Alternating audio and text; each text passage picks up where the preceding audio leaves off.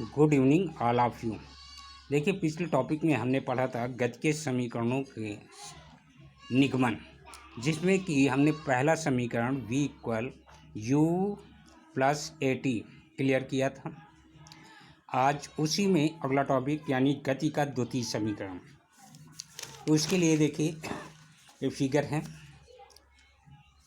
Figure आपका पिछले notes में है, उसी फिगर को देखिएगा। तो अब आगे बढ़ते हैं। चूँकि हम जानते हैं, क्योंकि वस्तु का त्वरण वेग समय ग्राफ की प्रवणता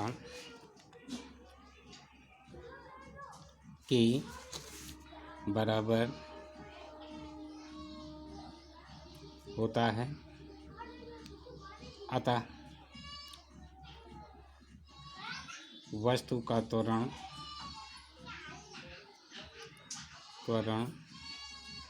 ए इक्वल क्या होता है, प्रवणता होती है, तो ये हो जाएगा लंब बटे आधार यानी B D upon A D.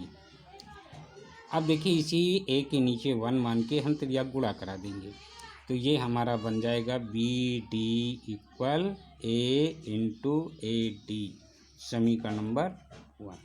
चाहे तो अभी 1 ना दे करके हम ये बी डी इक्वल ए, और चूँकि ए डी देखिए चित्र में क्या है, हमारा टी को प्रदर्शित करता है।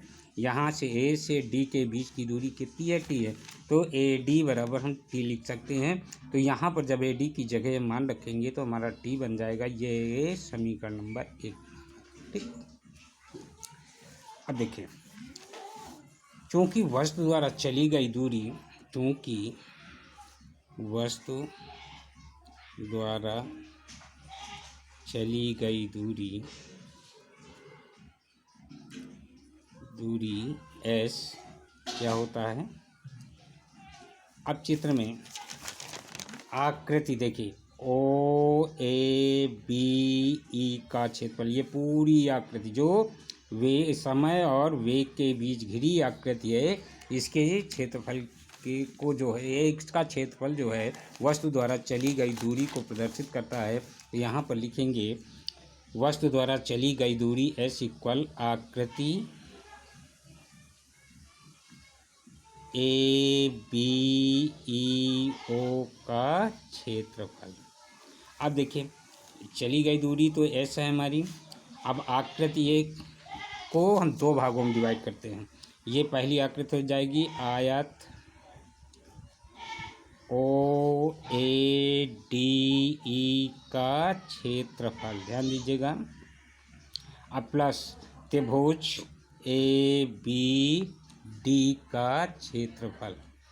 अब ध्यान दीजिएगा, और चूँकि आयत में क्या होता है, लंबाई गुणे चौड़ाई, और प्लस 1/2, और त्रिभुज का क्षेत्रफल हमारा आधार गुणे लंब, ये होता है।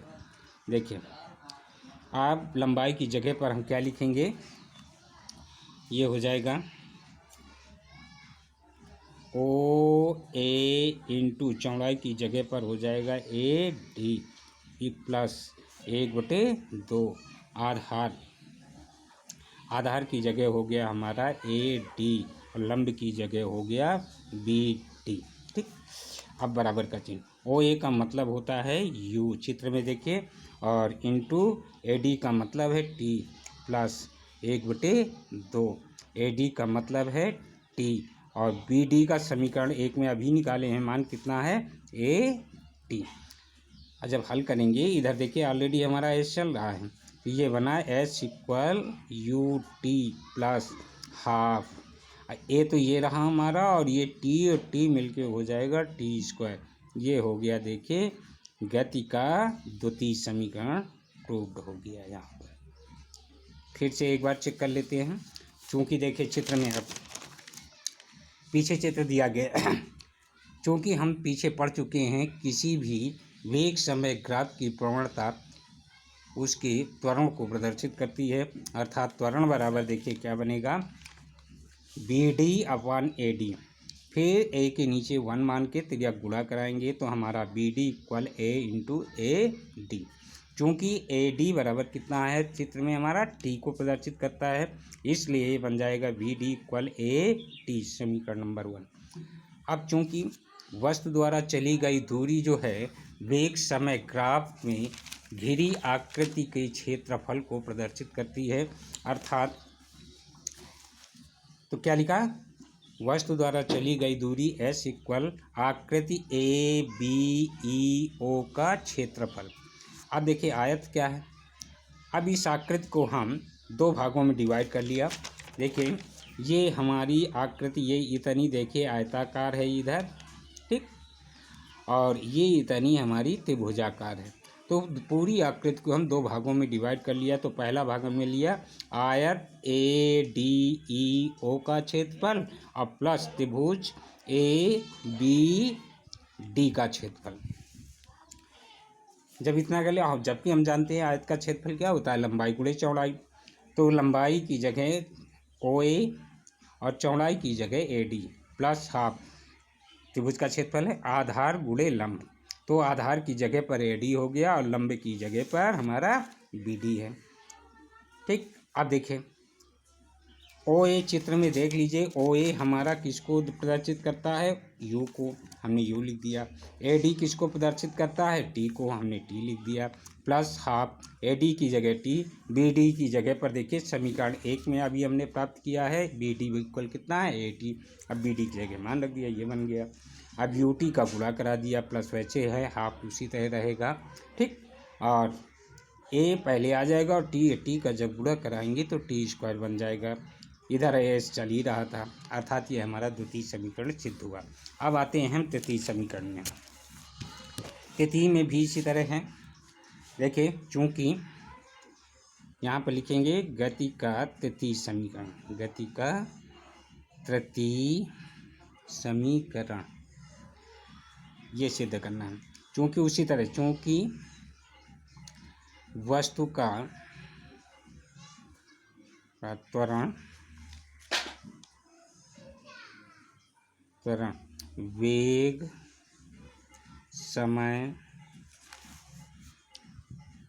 ग्राफ की प्रवणता के बराबर होता है, इसलिए वस्तु का त्वरण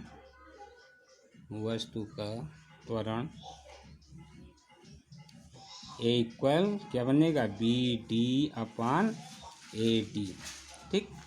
ध्यान दीजिएगा चित्र में अब देखते हैं।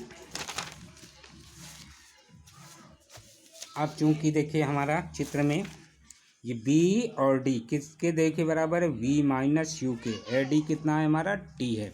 तो अब यहाँ पर हम ए तो वैसे लिखेंगे और बी डी की जगह पर देखिए क्या हो जाएगा हमारा वी माइनस यू, और ए डी वैसे रखे अभी। अब इसके नीचे 1 मानिए, त्रिज्या गुणा करा दीजिए। जब ये बन जाएगा हमारा A D equal V minus U upon A, ये समीकरण नंबर 1 यहाँ पर। क्योंकि यहाँ पर ध्यान दीजिएगा ये हमारा है बी डी इक्वल कितना है, वी माइनस यू, ठीक। अब देखिए ये समीकरण 1 बन गया।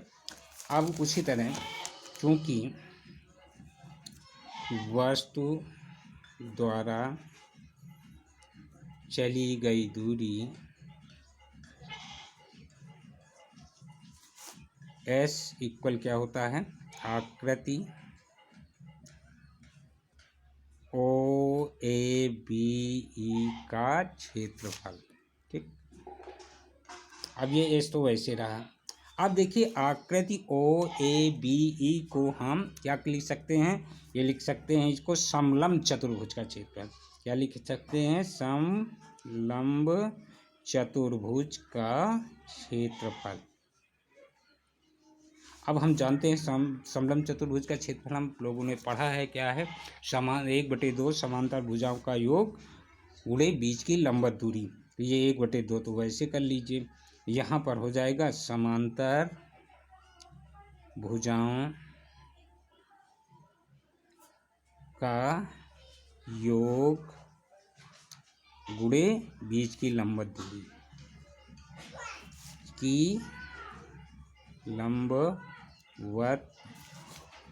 दूरी ठीक। इधर एस चल रहा है तो एच इक्वल ये आ गया हाफ, ठीक।